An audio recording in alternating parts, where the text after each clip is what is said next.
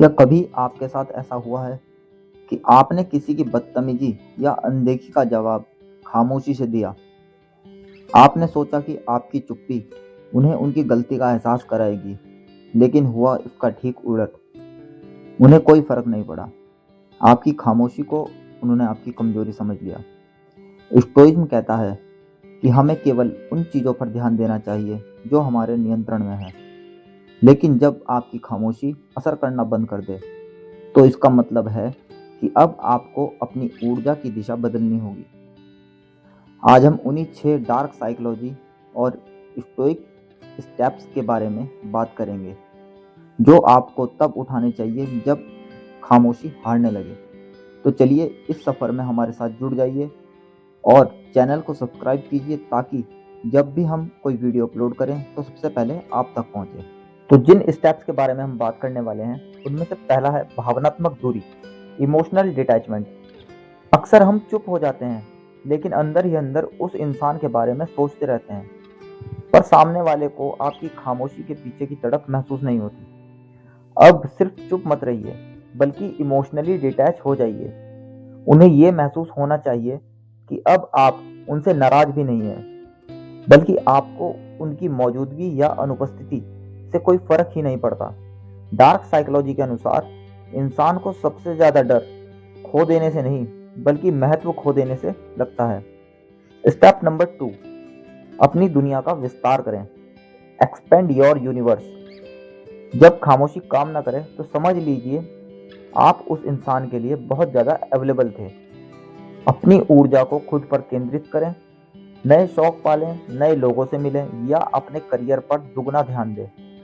जब आप वास्तव में व्यस्त हो जाते हैं तो आपकी खामोशी रहस्यमय बन जाती है। स्टोइक दर्शन कहता है, सबसे अच्छा बदला खुद को बेहतर बनाना है। जब आपकी ग्रोथ दिखेगी तो उनकी चुप्पी अपने आप टूटेगी। स्टेप नंबर 3, सीमाएं निर्धारित करें। कभी कभी खामोशी को सहमति समझ लिया जाता है। अगर कोई आपकी चुप्पी का फायदा उठाकर सीमाएं लांघ रहा है तो वहां बोलना जरूरी है। बिना गुस्सा किए शांत और ठंडी आवाज में अपनी सीमाएं बताएं। मुझे यह व्यवहार पसंद नहीं है और मैं इसे दोबारा बर्दाश्त नहीं करूंगा या नहीं करूंगी। इसके बाद दोबारा खामोश हो जाएं। यह खामोशी अब बेबसी की नहीं, बल्कि चेतावनी की होगी। Step number 4, mirroring effect. Dark psychology में मिररिंग एक शक्तिशाली हथियार है। अगर आपकी खामोशी उन्हें नहीं चुभ रही तो उनके व्यवहार को प्रतिबिंबित करें। जैसा व्यवहार वो आपके साथ कर रहे हैं, ठीक वैसा ही उनके साथ करें, बिना किसी शिकायत के।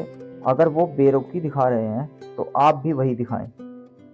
जब उन्हें अपना ही व्यवहार आपकी तरफ से मिलेगा, तब उन्हें उस दर्द का एहसास होगा जिसे वो अब तक नजरअंदाज कर रहे थे। स्टेप नंबर 5, उम्मीदों का त्याग। Kill the expectation. खामोशी इसलिए बेअसर होती है क्योंकि आप चुप रहकर भी उनके बदलने का इंतजार कर रहे होते हैं। मार्कस ऑरेलियस ने कहा था, अपनी धारणा को मिटा दो और शिकायत खुद ब खुद खत्म हो जाएगी। यह मान लें कि वो इंसान शायद अब कभी नहीं बदलेगा। जैसे ही आप उनसे उम्मीद करना छोड़ देंगे, आपकी पर्सनैलिटी में एक ऐसी शक्ति आएगी जिसे कोई भी नजरअंदाज नहीं कर पाएगा। स्टेप नंबर 6, गरिमापूर्ण विदाई। आखिरी कदम सबसे कठिन है, लेकिन सबसे जरूरी। अगर ये सारे कदम उठाने के बाद भी कुछ नहीं बदलता तो समझ लीजिए कि वो इंसान आपकी खामोशी और आपके शब्दों दोनों के लायक नहीं है। वहां से हमेशा के लिए हट जाना।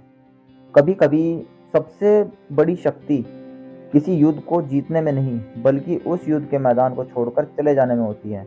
अपनी शांति के लिए किसी को भी छोड़ देना हार नहीं, बल्कि आत्म विजय है। याद रखिए, आपकी खामोशी आपका गहना है। इसे किसी ऐसे इंसान के लिए मिट्टी में न मिलाएं जो इसकी कदर करना ना जानता हो।